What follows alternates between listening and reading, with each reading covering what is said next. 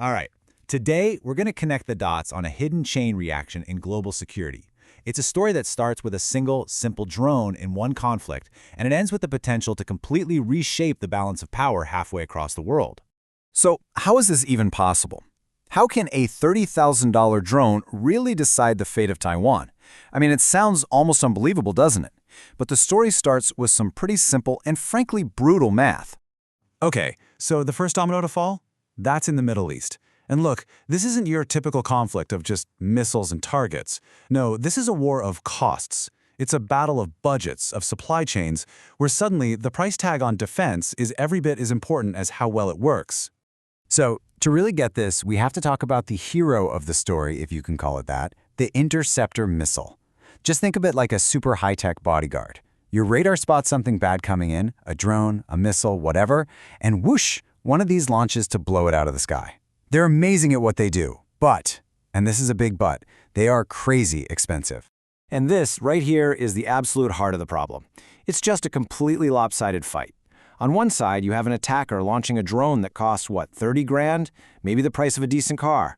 But on the other side, to shoot that one drone down, the US has to fire an interceptor that costs, wait for it, $4 million. You don't have to be a math whiz to see that is just not going to work long term. The numbers are just brutal. Oh, and believe me, it gets worse. This isn't just about the money, it's about the assembly line. For every 10 drones the attackers fire off, their factories are cranking out another 15 or 20. They're literally making them faster than they can use them. Meanwhile, the US and its allies, there's just no way they can build those multi-million-dollar interceptors anywhere near that fast. It's a losing game of supply and demand. So what does this actually mean on the ground? Well, the consequences are, honestly, they're staggering. Military sources are saying that in just the last 2 weeks of fighting, the US has burned through the entire stockpile of interceptors they had planned to use for a whole year. Let that sink in. A full year's supply just gone in 14 days. And that brings the whole situation to a breaking point. We're hearing reports that these critical defense systems, like the Patriot and THAAD, are basically running on empty. They've got maybe a few weeks of missiles left in the tank. And once they're gone, that's it. The shield is down, which forces the US to make a really desperate choice. And that is our second domino.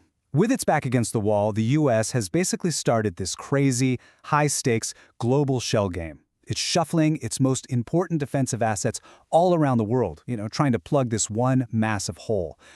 And you can probably see where this is going. By plugging one hole, it's opening up another one somewhere else. Now, at first glance, the solution seems, well, logical, right?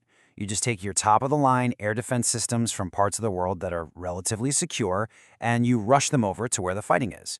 We're talking about the big guns here, Patriot systems, THAAD systems. But the problem is that word secure. In geopolitics, that's a very relative term. And just to be clear, we're not talking about some minor adjustment here. This is a massive redeployment. They're pulling critical defense systems out of key allied nations like Japan and South Korea. They're dipping into stockpiles that were meant to defend Europe. Everything is getting funneled into this one conflict zone. And that, of course, leaves other places way more vulnerable than they were before. Which brings us to the third domino, the one that could be the most dangerous of all. So with all this frantic shuffling around the globe, you have to ask, who's left holding the bag? Who ends up paying the price for this choice? Well, the answer is Taiwan. You see, for Taiwan, the Patriot missile system, it isn't just another piece of military hardware. It's everything. It's the absolute cornerstone of their entire defense strategy.